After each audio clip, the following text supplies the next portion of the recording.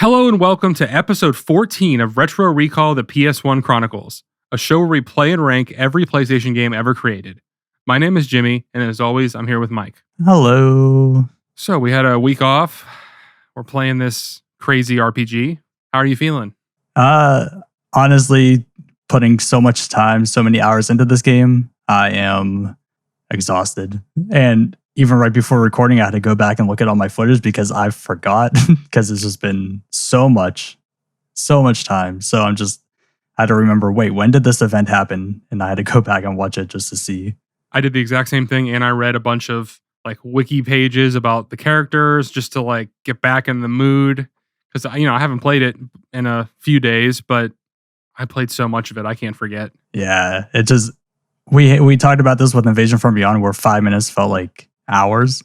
With this, it was just the same thing. Like I put hours and hours in, and then it felt like I wasted my entire day playing this game, even though I didn't.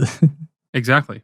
So this week we're playing Saga Frontier, which is a turn-based RPG, which was released on March 31st, 1998 in North America.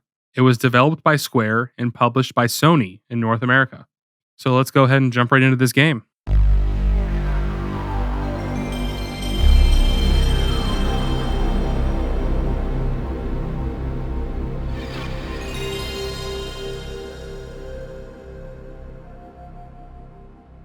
So right off the bat, how are you feeling when you started it?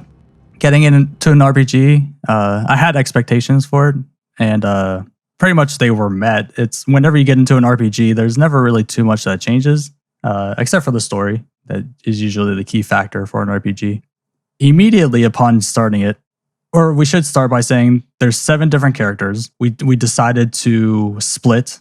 You took 3, I took 3, and then we split the middle one and played that together. I didn't love having to pick a character with no context. Yeah, you just get that screen and it's like, all right, choose your starting character. And it's like, okay, I'll pick one, I guess. And that will come into play too, actually, whenever I talk about with the character we shared and then the character I did already on my end. So, but immediately, we'll get into this more later on, but I love how, at least depending on which character you pick, you can just explore wherever you want to explore. They don't really limit you. Yes, but if you want to get into this, we'll get into this. But to me, that is a downside.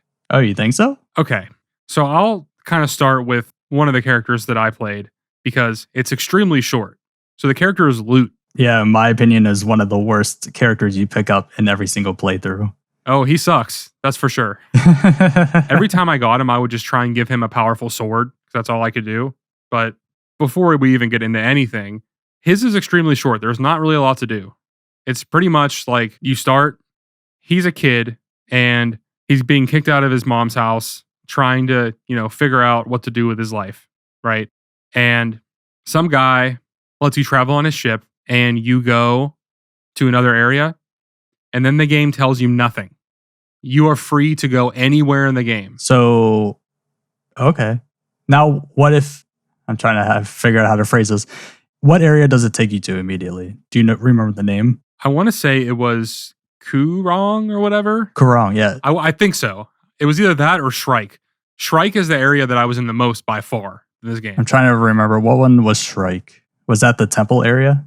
It was grassy. There was a street. There was something robotics. There was 2 tombs there. Oh, that's okay. Yeah.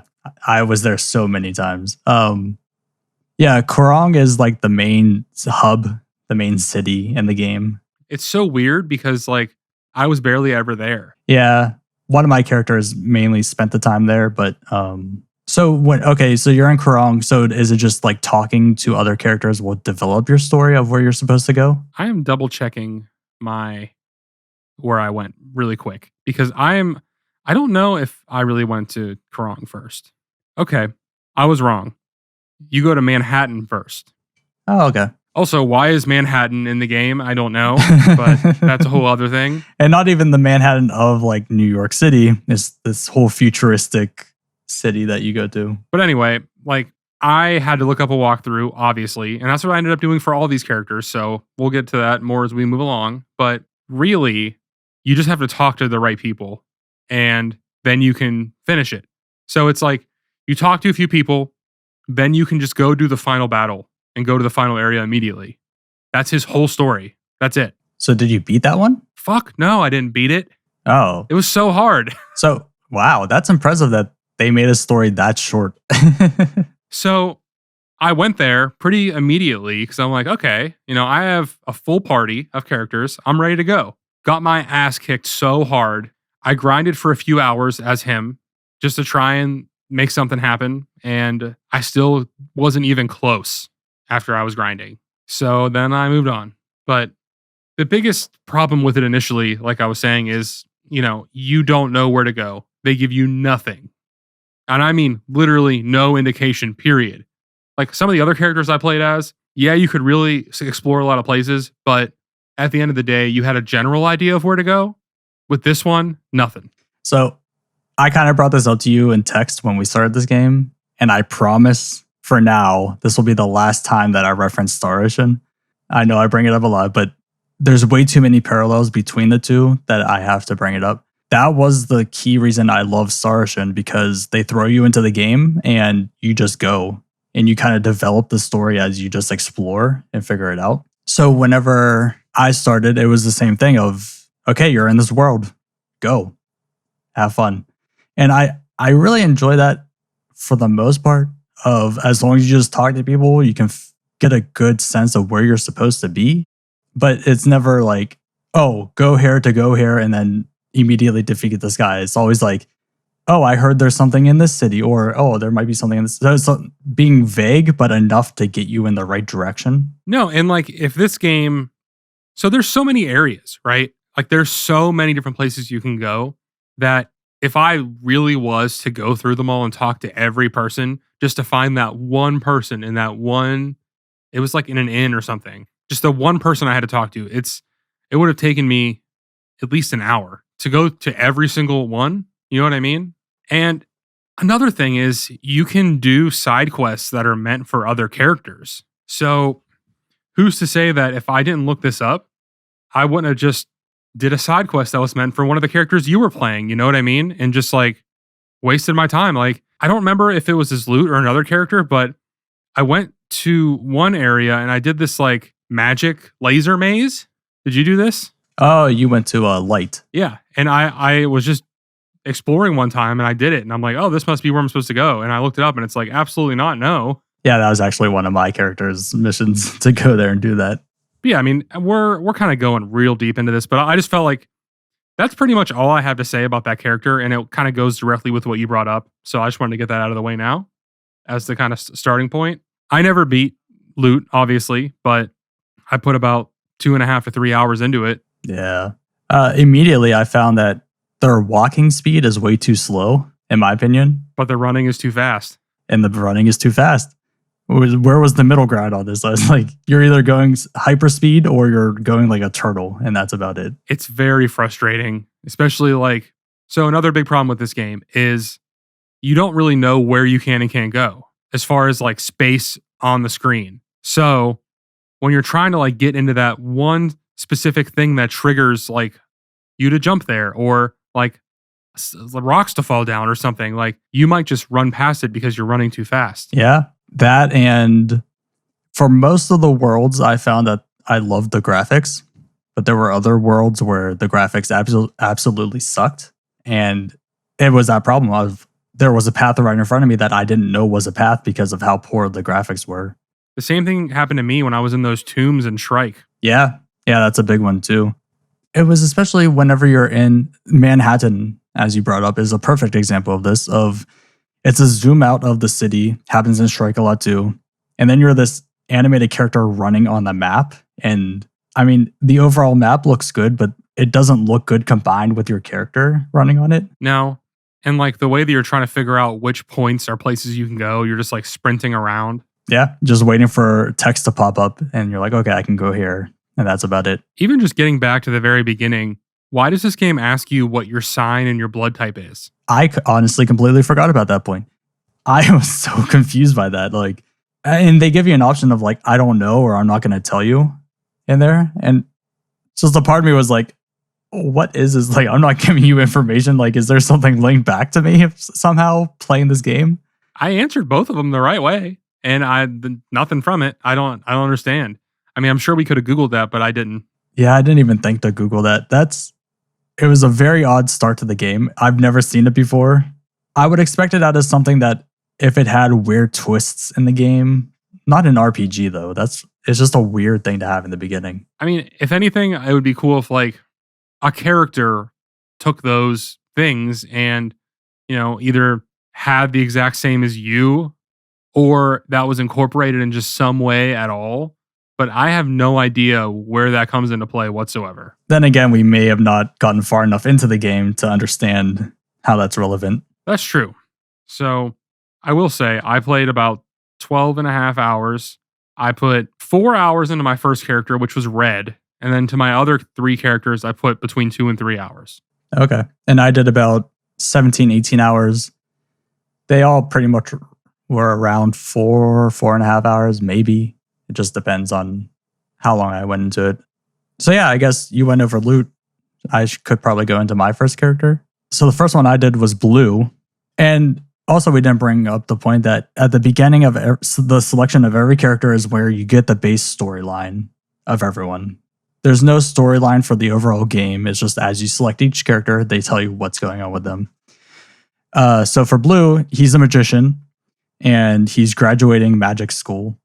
And the whole point is he has an evil brother that he needs to become powerful enough in magic to defeat the brother. So I'm like, all right, I can get behind this story. Seems kind of cool. Really quick, before you continue, I do want to say the main thing of Loot's story, since we're going to move on from that, was basically you end up finding out that the guy that helped you get off your home planet used to be a part of a rebel group with your dad, and he sold your dad out and led to your dad's death. You just meet a random person that tells you this, and then you go fight him, and that's the whole thing. That's a very short-lived story. Yeah. I mean, it's not anything special, but continue. Well, I will say that for Blue, this beginning cutscene, if you want to call it that, is the only time I ever get story. I never get it again after that.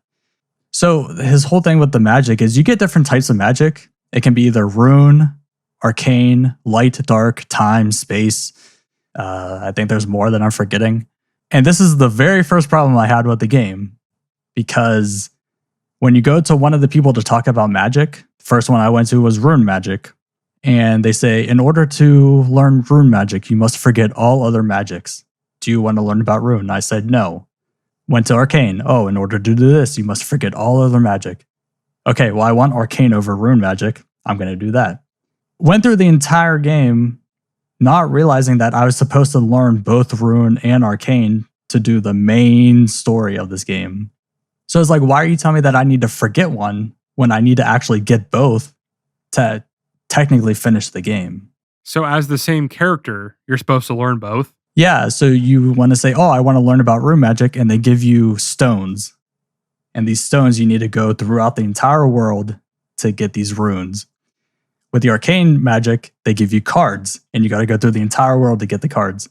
Theoretically, you can do only one of those and not finish the game because you didn't pick up the cards or the stones to do it. So did you find any runes? Did you do that at all? No, and I will get to that point. I was just going to say one of my characters is supposed to find the runes. So I found 2. Oh, nice. But we can get into that when I talk about her. Okay. So I was just confused immediately, but you told me in the beginning this is a walkthrough heavy game. With this first character, didn't use a walkthrough. I want to figure this out on my own. Ran around, I was going to different cities, and that's when I immediately found out they just let you go wherever. And when you're in Karong, you can go to that one area where you kind of go down into the sewers. It's like a secret little area to go to the dungeons. And I'm down there fighting things. I'm like, I feel like I shouldn't be here yet. Like, it just doesn't feel right to be here. So I left. Like you said, like certain characters will tell you, oh, if you want these things like the runes, go to this city for this or this city for this. I'm like, cool. They're giving me I wrote them all down. So the first thing I did was I went to Scrap, I believe. That is where you start as the robot, right? Yes, yeah. So it was one of the skeletons in Karong who said, oh, there's a guy who's in Scrap who's a drunk. So I go to the bar, and that's where you get Jen, the karate guy. And then that's where you pick up the robot. You pick up Mei Ling, Ricky, and Lute. Those were my 5 characters I got to pick up. I'm like, sweet. I have this whole group of people. I'm like, let's go. I went and on the very first list, I'm like, okay, let's go to this area that they say is where one of the runes are. I can go knock this out. I'm doing well. And then I see treasure. I'm like, oh, I want that treasure. I go over to get it, and an enemy randomly like runs into me, starts a fight. And it turns out to be like, I don't want to say a boss fight, but it was a random encounter fight where the people were overpowered so much. Okay. So I want to talk about this for a second. Did you find out that like fights are literally, so obviously there are random encounters the whole game, but the fights are so random that sometimes I would just fight these super powerful enemies for no reason. That's what happened with this. And I was fighting and fighting and fighting for my life, and they eventually wiped my entire team. So I was like, cool, I'm not going to go back to that area right now. So I went to a different area that was on my list. And the lady's like, oh, go up this mountain to retrieve something for the rune. Sweet, I'm on the right path. I'm going to get this. Heading up the mountain, and I go into a cave where very clearly was a giant dragon. I'm like, oh, cool, like a little mini boss thing. And I go in to fight that, immediately wiped my entire team. I was like, all right, so I'm going to go back to the mountain. I'm not going to fight that dragon. Go all the way to the top, to the boss. Pretty much get one tapped with that boss and wipe my entire team. And I pretty much had it at that point. I'm like, all right, go into the walkthrough. Because at this point, I was like maybe 2.5 hours into the game, and I just keep getting wiped in every single spot I go to. Went to the walkthrough, and they're like, okay, go to this area, which was through the sewers. So I was in the right path kind of the first time. And it led me to this boss fight. I'm like, cool, well, the walkthrough says I need to be in this fight to continue first off. And the guy just wiped my entire team again. So I gave up. I was done. Because there's like every option I went to, I couldn't win. So what do I do? I mean, I said I used walkthroughs, but like every time I would start a character, I would try and figure it out on my own. It's not like I was like immediately reading the walkthrough, but the game doesn't give you any direction. And like what you said just happened to you, happened to me every character. Yeah. I just hit a wall where I couldn't beat it. Yeah. The thing is too, is this game doesn't have an autosave feature. You have to manually save, but you can save whenever, wherever, doesn't matter. Which a lot of my footage, you're going to see me saving pretty much every minute, pretty much. I saved after every single battle. Yeah.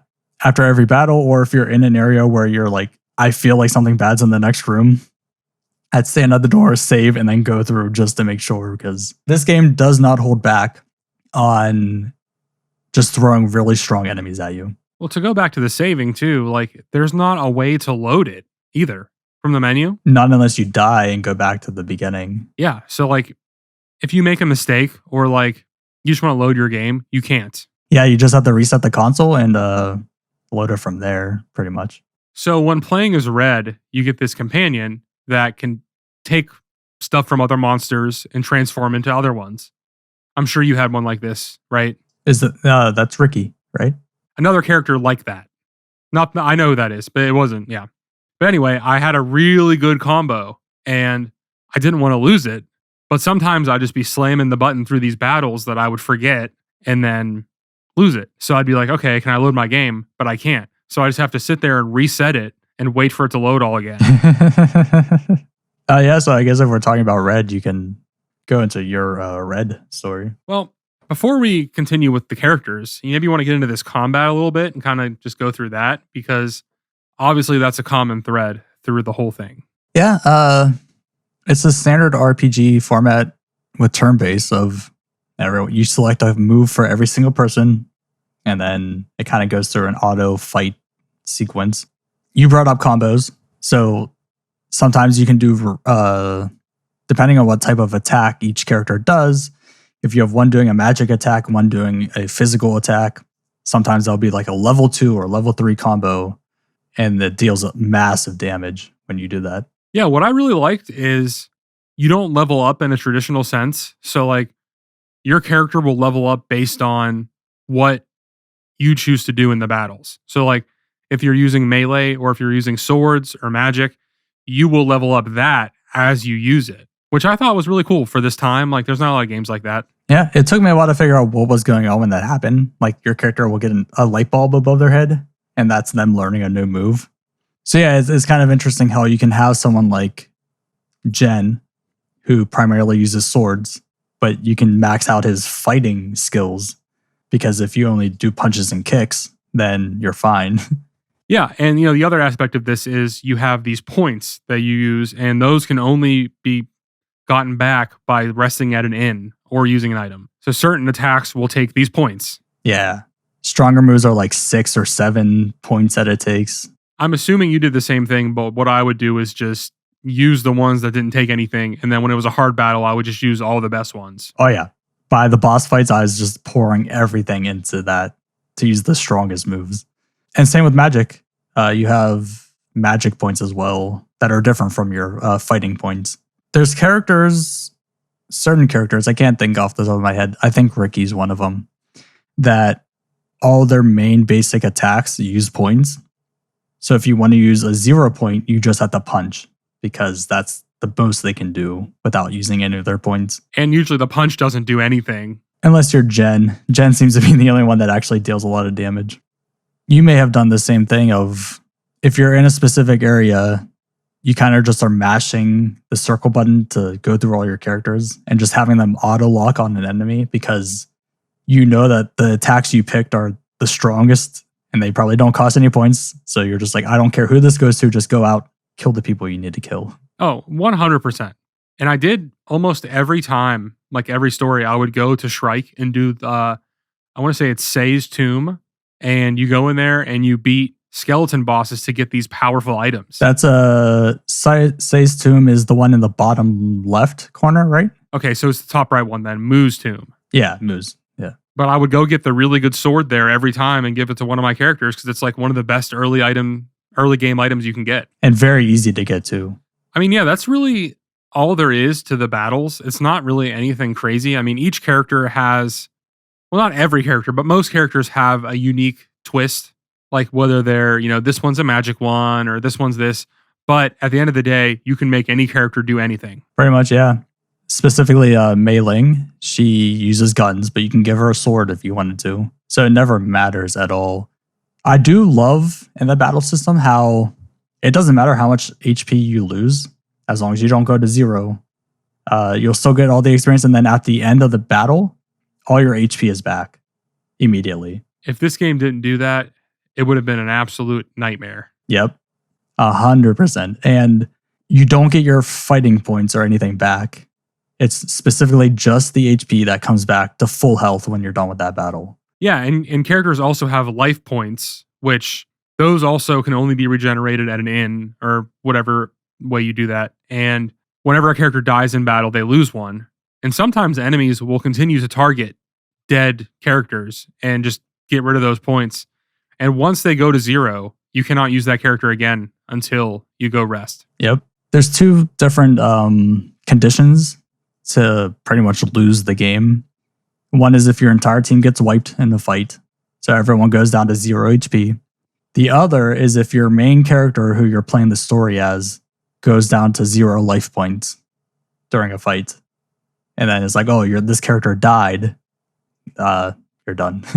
You can't continue, even though you have people on the field who are alive. It doesn't let you keep playing. I didn't know that, because I never had a character go to 0 life points ever. It was mainly just what you brought up. Like, I'd have a character that goes down, and then they keep targeting that one person, so I'd lose all the life points and then lose because of it. But yeah, the battling is just basic. There are a lot of unique twists to it. I'll say right now that like the battles are not enough to sustain the game for sure. And I think that's kind of what they were hoping for. And the battles happen too often, in my opinion. Way too often. There's so many areas where it's like you get out of a battle, you take one step and you're already in the next battle because the guy rushed up on you and got into it. And you're doing that 20 times in a room because people just keep rushing up on you, and you get out of a battle and go into the next one. And it's just a consistent cycle. It's also incredibly frustrating to explore because whenever you leave a screen and come back, all the enemies respawn. Immediately. There is no grace period of respawning. You leave a room, you come back, you have to go through everything all over again. And evading, so you can run fast. Sometimes you can run around enemies, but the areas are so small to run around in that you either get caught on something, run the wrong way, or you just run into them anyways. It's so hard. I mean, I tried so many times, but especially when there's more than one enemy, there's just no way. But it reminded me of the OG Pokemon games, specifically in the cave. Mount Moon. Yep. Where you take a step, you're in a fight. You take a step, you're in a fight. That level area makes me so mad playing that game. It almost puts me to not want to play it anymore. And that's what this reminded me of. I'm like, I'm just back in Pokemon again where I just cannot move without fighting. At least in this game, you can see the enemies on the screen. In Pokemon, you can't, but it doesn't make a difference. It's still annoying.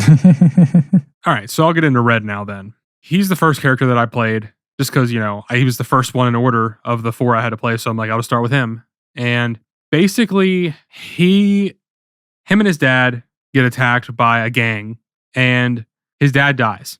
And this superhero comes in and gives him power to turn into a superhero. So whenever you're in a battle, anytime, you can just turn into the superhero and you have super powerful attacks. But the catch is while you're this superhero, you don't level up or gain anything. Oh, wow. So if you rely on it too much, then your character is going to be underleveled. And the second part of this catch is he has to protect his identity. So if you have any other characters in your party, you cannot transform into the superhero until they're all dead. I love that, though. That's really unique. I kind of like that. I like it in theory, but when you're playing it, it's like, okay, I mean, so you start in Shrike with him. And whenever you go to that bio lab, you can get a new companion. And it's a character like the one that you said where you can transform into different monsters. So I'm like, cool, I got a companion. And then I get into the fight and I'm like, wait a second, why can't I transform? So pretty much you're just getting revenge on this gang. And I hit a point where I was on a ship and I had to do this fight and I just could not beat it. So I reloaded something earlier and I just grinded and grinded and grinded for hours and hours. Like, this was the first character I played. So I really wanted to try and beat it because I'm like, you know what? I need to beat at least one of these characters, right? So I grinded and grinded. I finally beat that fight. And then after that, I was like, you know what? I'm done. I'm moving on to the next character. Because I was just so sick of it. Yeah.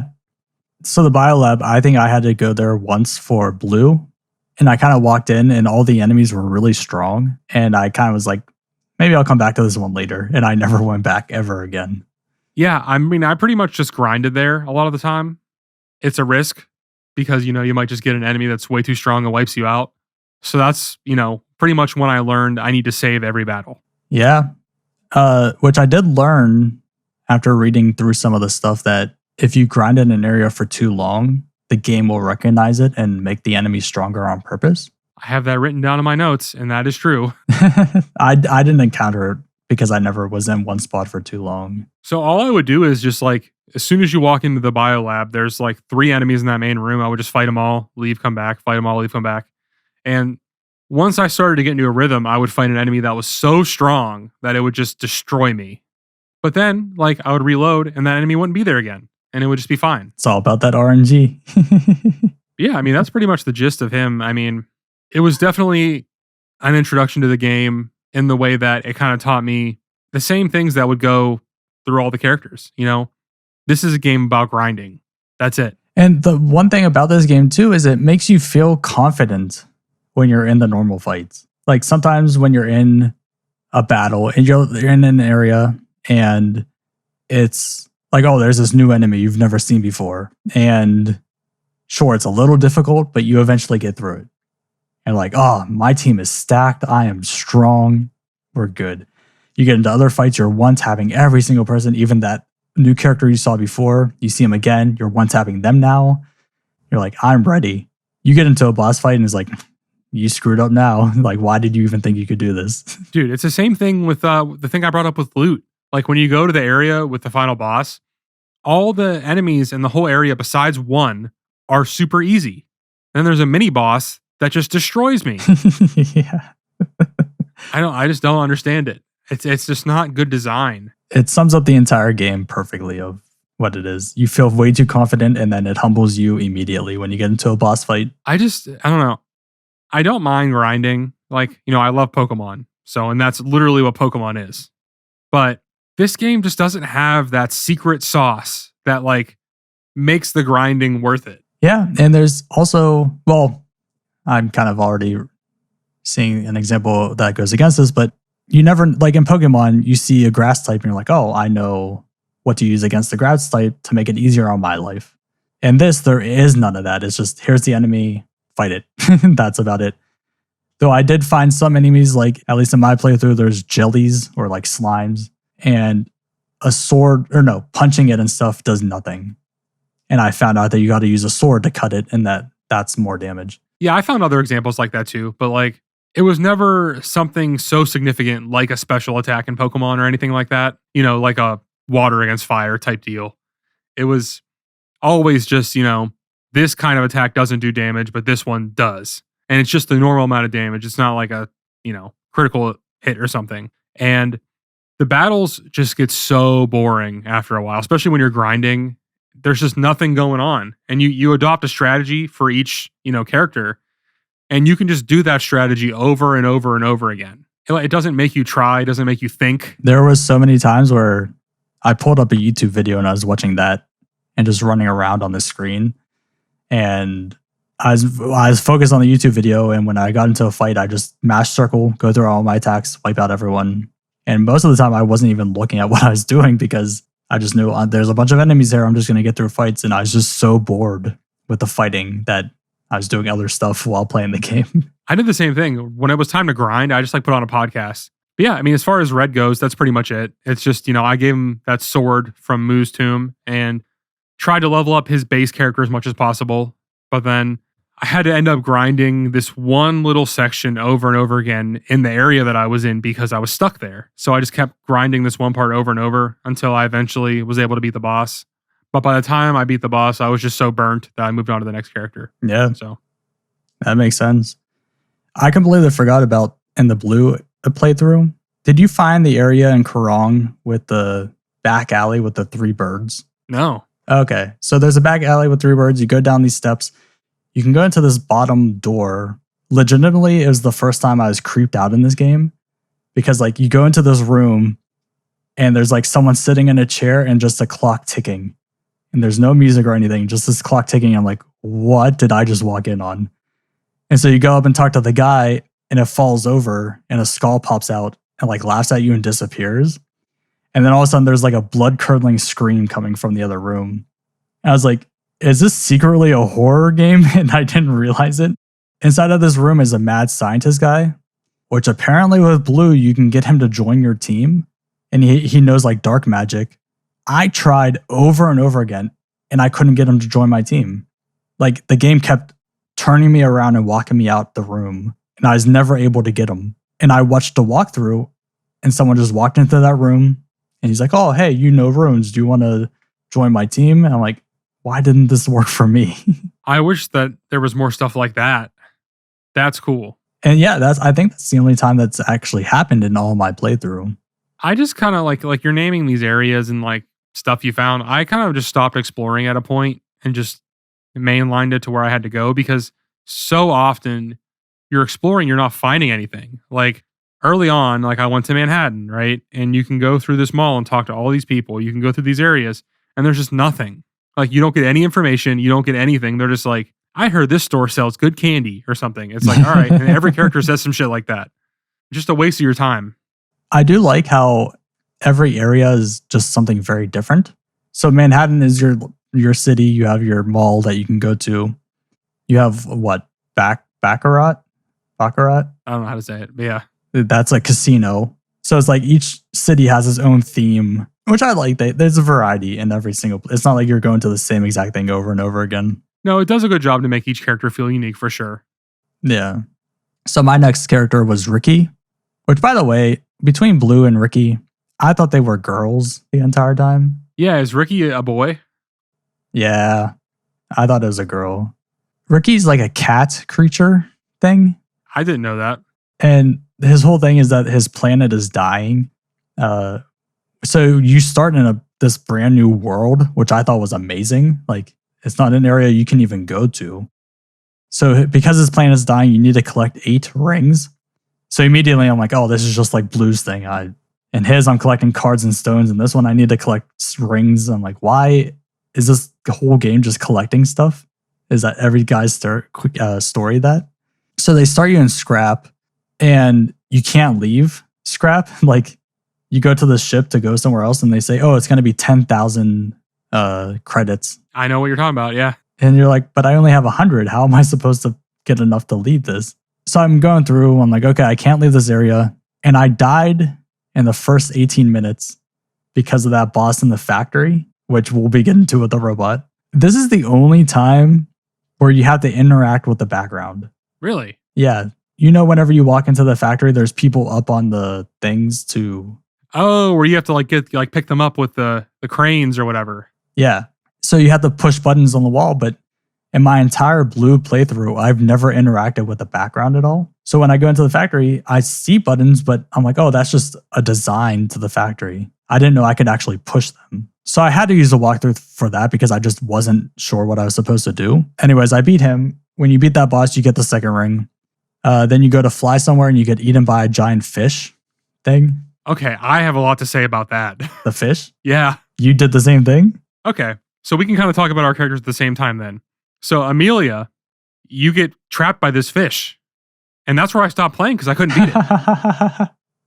Yeah. You have to beat the 3 slimes. Wait, the what? The slimes, the boss. No, that wasn't my boss fight. The area you're talking about is called Tanzer, right? Yeah, I think Tanzer's the fish. I'll just do a quick run through here. Amelia is put in prison and framed for murder of her husband. Oh, wow. Which I thought was a great starter. I was like, wow, this is like an actual story. This is sick. And the first mission is you're escaping from prison. It's like this big maze. You're crawling through sewers and stuff. It was really hard because I couldn't get, like you said, something in the environment to trigger right. And so eventually I get out, and the quest for her is to get all the runes. There's 4. And the first rune was in the prison. The second one, I was going to go to Shrike to get it. But when I'm traveling, and I'm not leveled up, I don't have any companions, I get eaten by the fish. And I don't have a save that's before it because I thought maybe I could leave. So, yeah, I mean, I was stuck there as her, and I spent all the time I could grinding to try and beat the boss, which was 3 slimes. And the way it worked was there was a slime in the back and 2 in front of it. And the 2 in front of it would regenerate every time you killed one on the next turn. So you have to be powerful enough that you're killing one of them every turn so you can do damage to the main one. And I never was able to get powerful enough to come even close. Oh. So this is the level I was talking about where the graphics were so terrible that you couldn't tell where you were supposed to go. Paths that looked like paths, but they weren't paths. Paths that didn't look like paths, but you were supposed to go there. Not knowing where a wall was and where one wasn't. By far the worst level design I've seen in the game, my entire playthrough. My problem with this type of level is the fact that you're walking around inside of this creature and they clearly have hearts up on the walls. I would love to have a game where you're inside of a creature and you just have to go around stabbing all these hearts and then that's what destroys it. But instead they're just set pieces for the background. It's like, I don't know if any game has ever done that, but if there is, I would love to play because it just logically makes sense that I see these hearts and I see these veins on the floor, just run around and like stabbing all the veins and all the hearts to kill this creature. Yeah, so with mine, it was just, I already had a team together because of that first boss fight. And again, you start in scrap. So I got Jen, the robot, Mei Ling, like all the basic 5 characters, which I think are always the same characters I always got into every fight or at the beginning of every playthrough. And the whole thing with that for me was there's a gang leader inside of the fish, and your whole thing is to like team up with this other guy who used to be dating the team leader or the gang leader, and you got to go around and he knows his way around and he leads you to her that you can fight her and then you eventually leave. This was one of the cheapest boss fights I've ever had to play because I want to say like the boss fight is the heart, the main heart of this monster, and it like attacks you or something. But around it is these plants.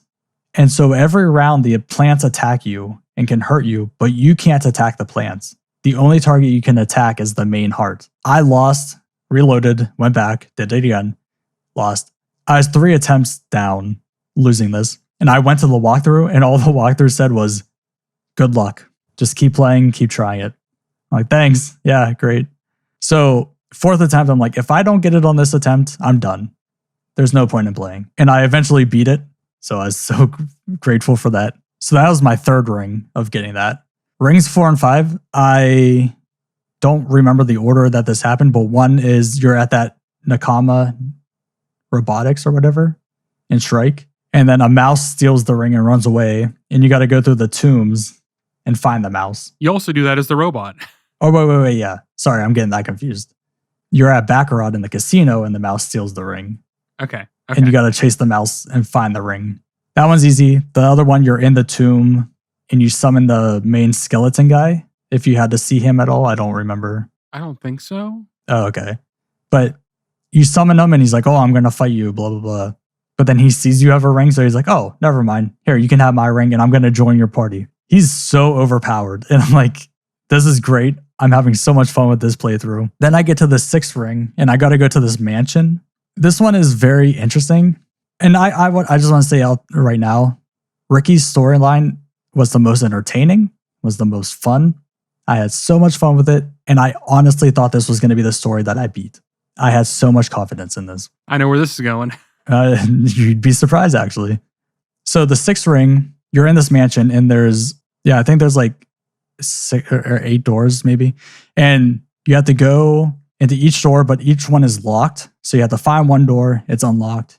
You complete that and it unlocks another door and you got to figure out which door that is. The first one is like a Pac-Man style thing where there's money around and you got to run around this maze and collect all the money to then get a key. The next one is a room where there's spikes all over the floor and you got to walk on the spikes in a specific order to get to the other key. That one I spent a good hour and a half on because there's a lady walking on the spikes and you got to follow her path because she shows you the right way to go. If you go 1 pixel off of this line, you're in a fight. I eventually got so fed up, I was just running in a straight line to the key, getting in all the fights, just trying to get there. The next one's like a tier list thing where there's 4 people that go up on the platform, you're one of them. You have to win your fight, then go up to the next one where it's just you and the other guy who won the last fight and fight him, and then you get a key after that.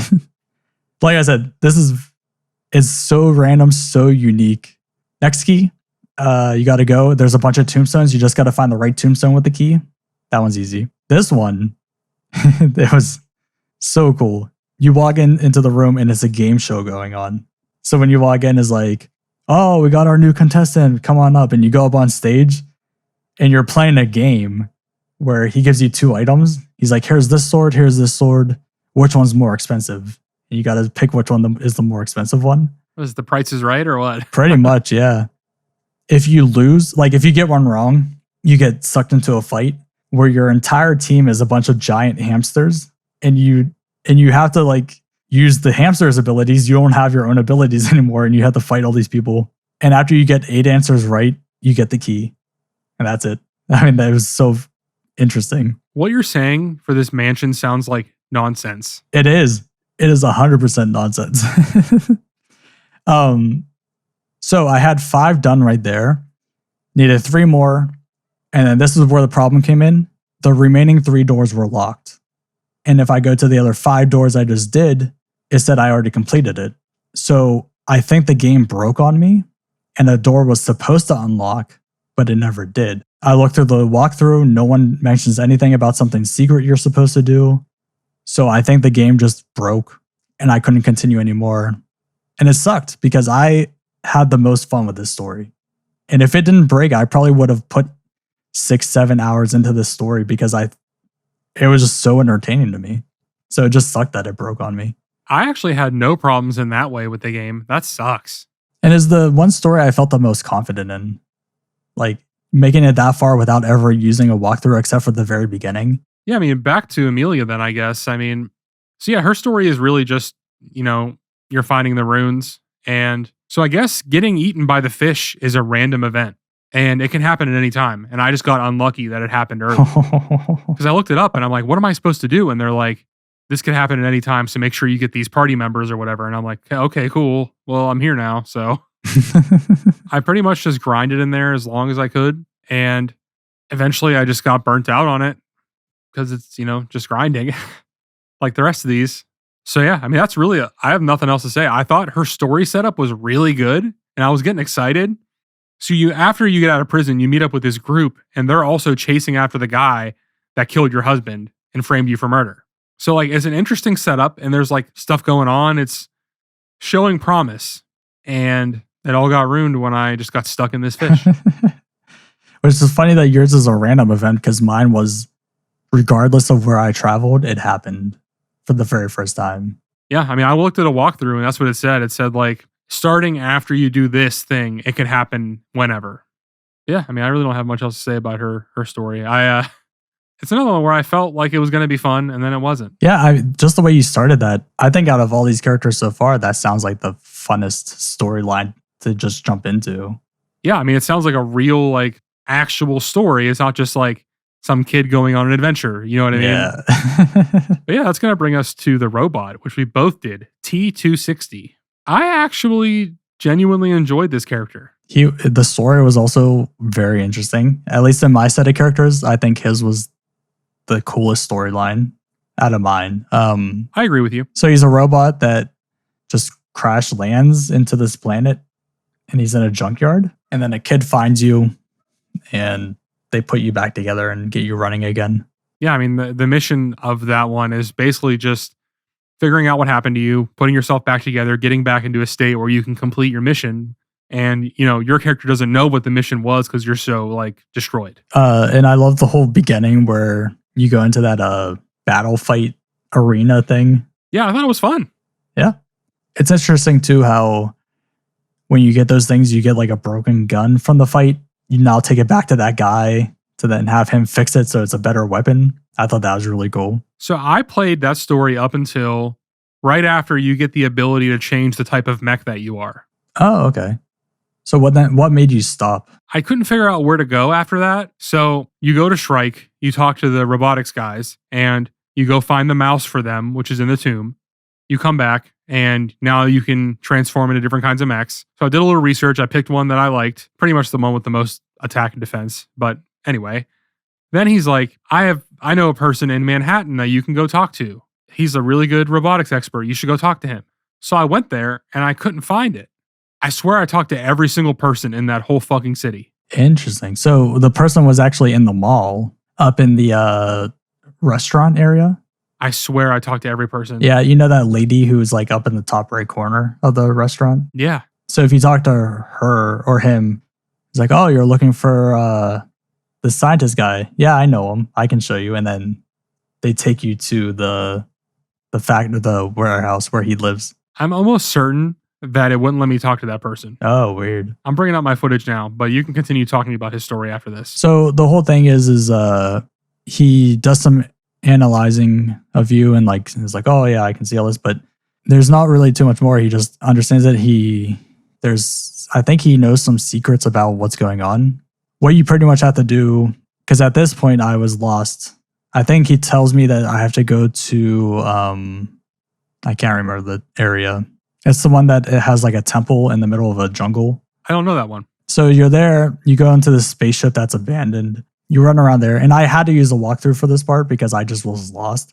You go into the secret room, which neither of us ever would have found in a million years. That's where you go to a computer, and the computer tells you like all these entries and journals and stuff, and then you download some information. Then whenever that happens, you go back to Manhattan, and they say, oh, there's a giant explosion at the lab where that guy was. You go back to the lab, and then the guy you find out he was murdered. You go back to his lab, and he actually transferred his memory into a robot. So now you have another robot on your team who's that guy. I liked that whole playthrough because your entire team pretty much comes down to having a bunch of robots on your team. No, it sounds interesting.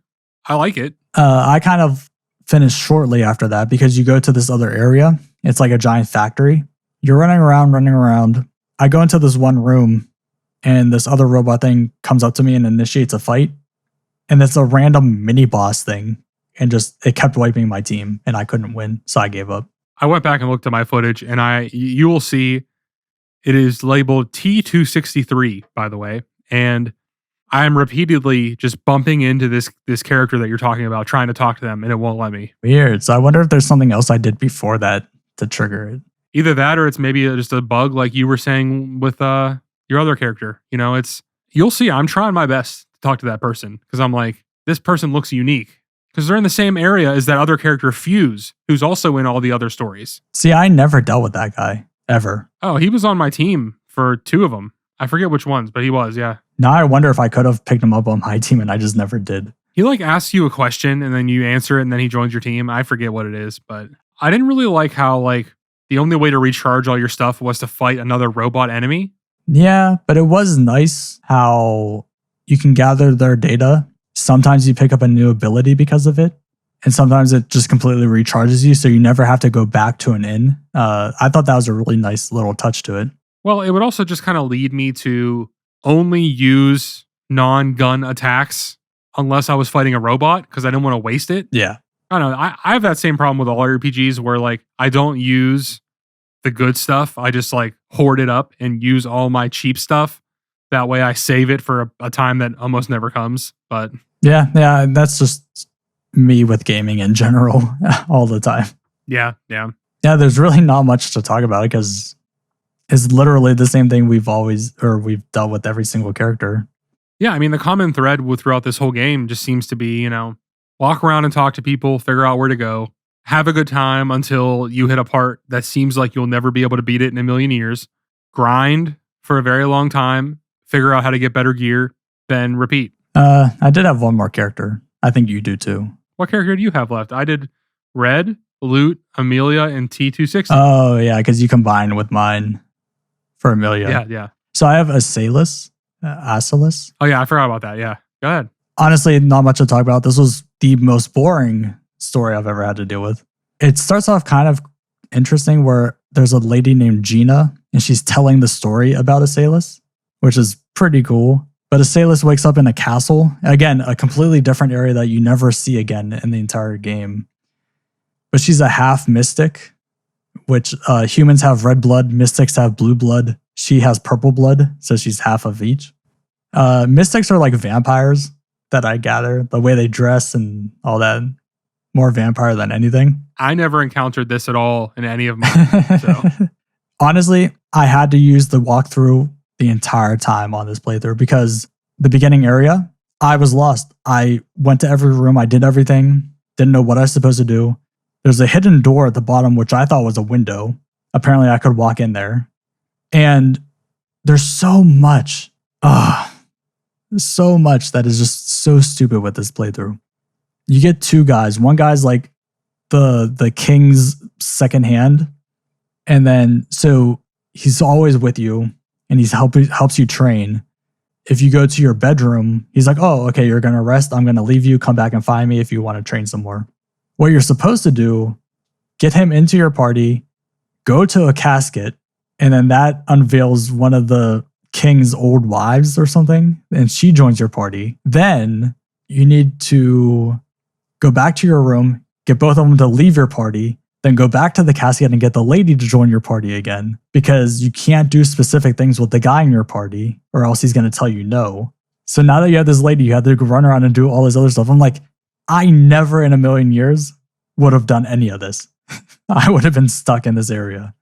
So yeah, once you leave that area, you're just doing all the basic random shit. And I get into a boss fight. Again, I kept losing because the guy keeps one-tapping my entire team. Finally got through that. And I'm going through. Then it gets to this thing of because you left the kingdom, they're trying to hunt you down. So they send these, I think it's like 5 bosses at you. When the first boss happens, to be fair, one of the cooler boss fights where the entire background is black and everything's waving. And it's like a color trail behind even the menu, your characters, all the text is like has this wave behind it. I got through him pretty quickly. And according to the walkthrough, there's like 7 different cities where the other people could be. So you got to travel to all 7 places to maybe trigger one of the other bosses. And you got to keep doing that over and over again to find all the other bosses. And I quit. I'm like, I'm not doing this anymore. This sucks. I think just the problems with this game just really come down to the archaic design of the 90s as far as RPGs go. I mean, as the PS1 generation went on, getting into PS2, it's like things got more modern and better. But like this feels more to me like a Super Nintendo RPG than a PS1 RPG, if that makes sense. Yeah. It's just like they're very generic and they don't really know what they're doing with the stories. Like with Blue telling you, oh, you can only choose one, but really you need more. None of that makes sense. It just suffers from like, I think that they thought they were being so cool with this freedom and all these things you can do. Characters can use whatever they want. But instead of it feeling like freedom, it feels like a lack of focus. That's the best way to put that.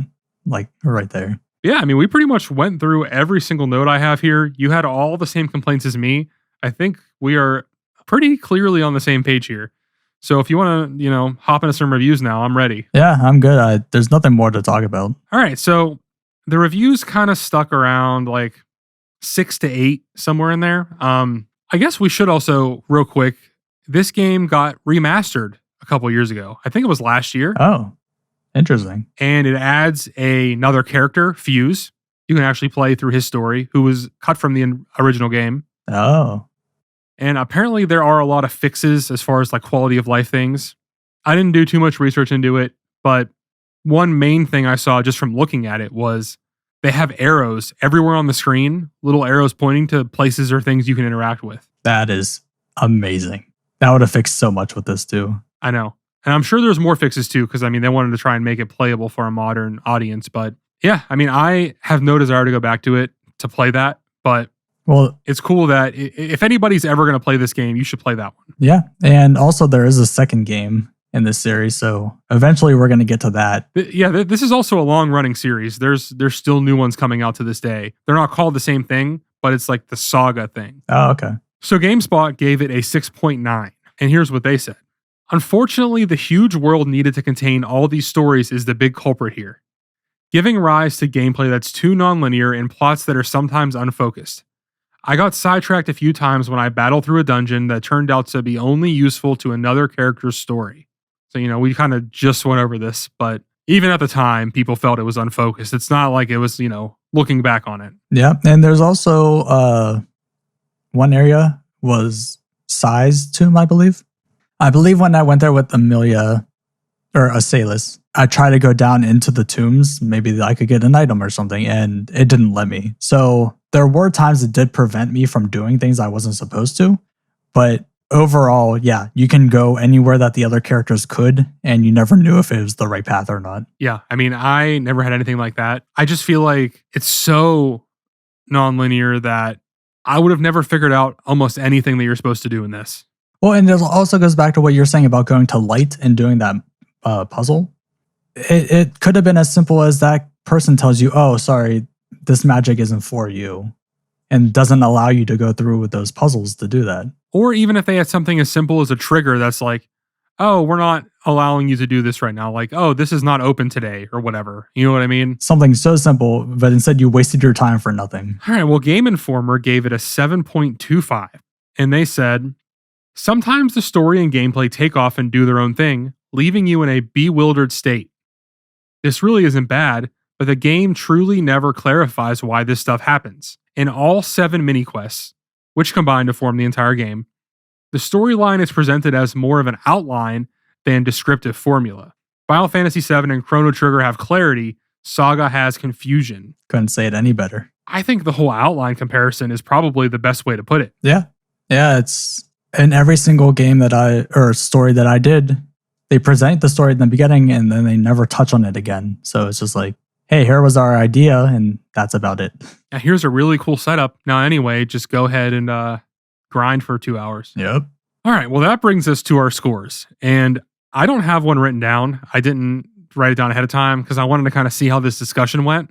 Really, I think that this game is just so nothing. It's so bland. Like, there's just nothing that separates it from the dozens of RPGs available on the PlayStation. And while the game has definitely glaring problems. I think it suffers from the worst thing of all, which is it's just boring. It's just like whatever. So for me, that kind of puts me at like a 6.